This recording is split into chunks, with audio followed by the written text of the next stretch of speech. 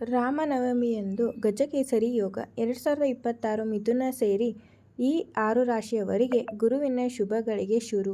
ಮೀನರಾಶಿ ಮಾರ್ಚ್ 2026ರಂದು ಮೀನರಾಶಿಯವರ ಬಾಳು ಬಂಗಾರವಾಗಲಿದೆ. ಮಿಥುನ ರಾಶಿಯ 4ನೇ ಮನೆಯಲ್ಲಿ ಗಜಕೇಸರಿ ಯೋಗ ರೂಪುಗೊಳ್ಳುವುದು.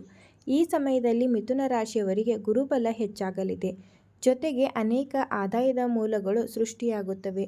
ಮನೆ ಬಾಗಿಲಿಗೆ ಲಕ್ಷ್ಮೀದೇವಿ ಆಗಮಿಸುವ ಪರ್ವಕಾಲ. ಹಿಂದೆ ಮಾಡಿದ ಸಾಲಗಳು ತೀರಿಸಲು ಅವಕಾಶಗಳು ಸಿಗುವುದು. ಆರ್ಥಿಕ ಜೀವನದಲ್ಲಿ ನಿರೀಕ್ಷಿತ ಬದಲಾವಣೆಗಳೊಂದಿಗೆ ಸಂಪತ್ತು ವೃದ್ಧಿಯಾಗಲಿದೆ. ದೀರ್ಘಕಾಲದಿಂದ ಬಾಕಿ ಉಳಿದ ಕೆಲಸಗಳು ಪೂರ್ಣಗೊಳ್ಳುವುದು. ಅಲ್ಲದೆ ಯಶಸ್ಸಿನ ಹಾದಿ ಸುಗಮವಾಗಲಿದೆ. ಈ ಸಮಯದಲ್ಲಿ ಗುರು ದೇವನನ್ನು ಪೂಜಿಸುವುದು ಪುಣ್ಯದ ಫಲವನ್ನು ವೃದ್ಧಿಸುವುದು.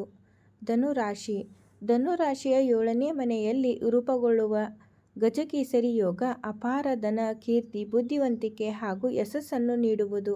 ವ್ಯಾಪಾರ, ವ್ಯವಹಾರ, ಉದ್ಯಮ, ಮಾರುಕಟ್ಟೆಯಲ್ಲಿ ಕೆಲಸ ಮಾಡುವವರಿಗೆ ಶುಭ ದಿನ. ಹೊಸ ಒಪ್ಪಂದಗಳಿಂದ ಲಾಭ ಸಿಗಲಿದೆ. ಸಂಪತ್ತಿನ ಕಾರಕನಾದ ಗುರು ನಿಮ್ಮ ಜಾತಕದಲ್ಲಿ ಬಲವಾದ ಸ್ಥಾನದಲ್ಲಿ ಇರುವುದರಿಂದ ನೀವು ಮಾಡುವ ಪ್ರತಿಯೊಂದು ಕಾರ್ಯದಲ್ಲೂ ಯಶಸ್ಸು ಸಿಗಲಿದೆ. ಉದ್ಯೋಗ ಸ್ಥಳದಲ್ಲಿ ಕೀರ್ತಿ, ಖ್ಯಾತಿಯೊಂದಿಗೆ ಬಡ್ತಿ ಹೆಚ್ಚಾಗಲಿದೆ. ಆರ್ಥಿಕ ಜೀವನ ನೆಮ್ಮದಿಯಿಂದ ಕೂಡಿರುವುದು. ಹಣಕಾಸಿನ ಚಿಂತನೆಗಳು ಮಾಯವಾಗಿ ಸಂತೋಷದ ದಿನಗಳು ಕಂಡುಬರಲಿದೆ. ಅಲ್ಲದೆ ಮದುವೆ ಸೇರಿದಂತೆ ದೀರ್ಘಕಾಲದಿಂದ ನಿಂತು ಹೋಗಿದ್ದ ಶುಭ ಕಾರ್ಯಗಳು ಮತ್ತೆ ಶುರುವಾಗುತ್ತವೆ. ತುಲಾರಾಶಿ ತುಲಾರಾಶಿಯ 9ನೇ ಮನೆ ಅಂದರೆ ಭಾಗ್ಯದ ಸ್ಥಾನದಲ್ಲಿ ಮಾರ್ಚ್ 2026ರಂದು ಗಜಕೇಸರಿ ಯೋಗ ರೂಪುಗೊಳ್ಳುವುದು. ಈ ಯೋಗ ತುಲಾರಾಶಿಯವರಿಗೆ ಅಪಾರ ಸಂಪತ್ತು, ಸೌಕರ್ಯಗಳನ್ನು ತರಲಿದೆ. ಇದರಿಂದಾಗಿ ನೀವು ಕೈ ಹಾಕುವ ಪ್ರತಿಯೊಂದು ಕೆಲಸದಲ್ಲೂ ಯಶಸ್ಸನ್ನು ನೀವು ಕಾಣುವಿರಿ.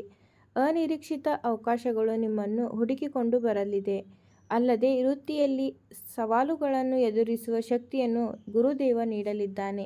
ಕುಟುಂಬದಲ್ಲಿ ಸುಖ ಸಂತೋಷ ಇಣುಕಲಿದೆ. ಜೊತೆಗೆ ಆರ್ಥಿಕ ಸಮೃದ್ಧಿ ಹೊಸ ನಾಂದಿ ಹಾಡಲಿದೆ. ಅಲ್ಲದೆ ವಿವಾಹವಾಗುವ ನಿರೀಕ್ಷೆಯಲ್ಲಿರುವವರಿಗೆ ಶುಭ ಸುದ್ದಿಗಳು ಕಾದಿವೆ. ಮನೆಯಲ್ಲಿ ದೀರ್ಘಕಾಲದಿಂದ ನಿಂತು ಹೋಗಿದ್ದ ಮದುವೆಯಂತಹ ಶುಭ ಕಾರ್ಯಗಳು ನಡೆಯಲಿವೆ. ಕನ್ಯಾರಾಶಿ ಕನ್ಯಾರಾಶಿಯ 10ನೇ ಮನೆಯಲ್ಲಿ ರಾಮನವಮಿಯಂದು ಗಜಕೇಸರಿ ಯೋಗ ರೂಪುಗೊಳ್ಳುವುದು. ಈ ಯೋಗ ಕನ್ಯಾರಾಶಿಯವರ ಅದೃಷ್ಟದ ಬಾಗಿಲನ್ನು ತೆರೆಯಲಿದೆ. ವ್ಯಾಪಾರ ಹಾಗೂ ವ್ಯವಹಾರದಲ್ಲಿ ಹೆಚ್ಚು ಲಾಭ ಸಿಗುವ ಸಾಧ್ಯತೆ ಇದೆ. ಗುರುವಿನ ಸ್ಥಾನ ನಿಮ್ಮ ಜಾತಕದಲ್ಲಿ ಅದ್ಭುತವಾಗಿರುವುದರಿಂದ ನೀವು ಮಾಡುವ ಪ್ರತಿಯೊಂದು ಕಾರ್ಯಗಳು ಲಾಭ ತಂದುಕೊಡುತ್ತವೆ. ಕಡಿಮೆ ಶ್ರಮದಿಂದ ಹೆಚ್ಚು ಲಾಭವನ್ನು ನೀವು ಗಳಿಸುವಿರಿ. ಹಿಂದೆ ಮಾಡಿದ ಸಾಲಗಳನ್ನು ತೀರಿಸಲು ಸಾಧ್ಯವಾಗುವುದು.